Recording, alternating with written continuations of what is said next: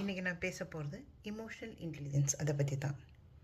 Emotions and emotional intelligence ரெண்டு விதமான meaning. அதாவது இமோஷன்ஸ்னால் உணர்வுகள், இமோஷனல் இன்டெலிஜென்ஸ்னால் மனவெழுச்சி, நுண்ணறிவு என்ற அர்த்தம். அப்பாடி எவ்வளவோ பெரிய வார்த்தைங்க இல்லைங்களா? ஆமாங்க. இமோஷன்ஸ்னால் உணர்வுகள், இமோஷனல் இன்டெலிஜென்ஸ்னால் நம்ம உணர்வுகளை தெரிந்து கொண்டு அதை கட்டுப்படுத்தி இன்னொருத்தருடைய உணர்வுகளை புரிந்து கொண்டு சரியான முறையில் செயல்பட வேண்டியதுதான் இமோஷ்னல் இன்டெலிஜென்ஸ். ஆமாங்க. இதனால் நிறைய பயன்கள் இருக்குது.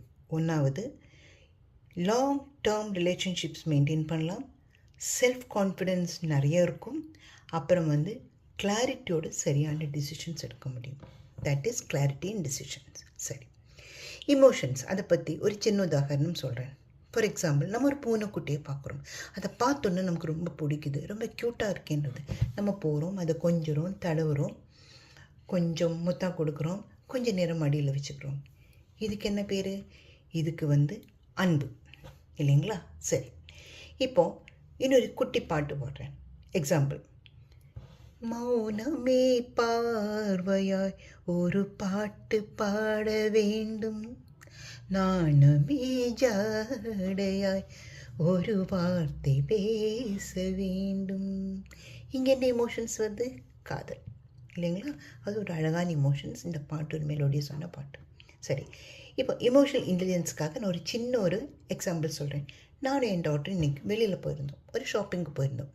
அப்போ என் கையில் பர்ஸ் இருந்து, அவள் கையில் ஃபோன் இருந்து. அப்போ கையில் சும்மா பிடிக்க வேண்டான்ட்டு, சரி நீ என்கிட்ட கொடுக்குறியா வச்சுக்கிறியான்னு கேட்டேன். அவளும் கொடுத்தா, நானும் பர்ஸில் போட்டுட்டேன்.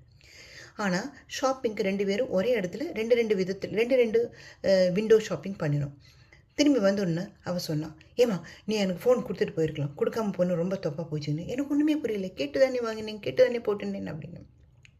ஆமாம், நீ கொடுக்காததுனால, எங்கிட்ட ஃபோன் இல்லாததுனால அமேசான் டெலிவரி போயிடுத்து அப்படின்னா. எனக்கு ஒன்றுமே புரியலை. அப்புறம் சொன்னாவ, அது வந்துருந்தானா அந்த 2 ஹெட்ஃபோனை வாங்கி அழகாக காதில் போட்டு சந்தோஷமாக இருந்திருக்கலாமே, ஹாப்பியாக இருந்திருக்கலாமே அப்படின்னா. அடா பாவி, இது புரிஞ்சுக்கிறதுக்கு கரெக்டான கான்வர்சேஷன் வேணும் இல்லையா? டபுள் சொல்லும் போது புரியலை.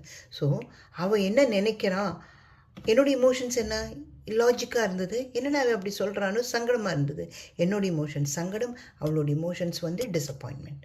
அப்போ என்னோடய இமோஷன்ஸை கட்டுப்படுத்தி அவளோட இமோஷன்ஸை நான் பார்த்துக்கிட்டு இருந்தேன்னா அதுக்கு பேர் இமோஷனல் இன்டெலிஜென்ஸ். நமஸ்தே, வணக்கம், தேங்க்யூ.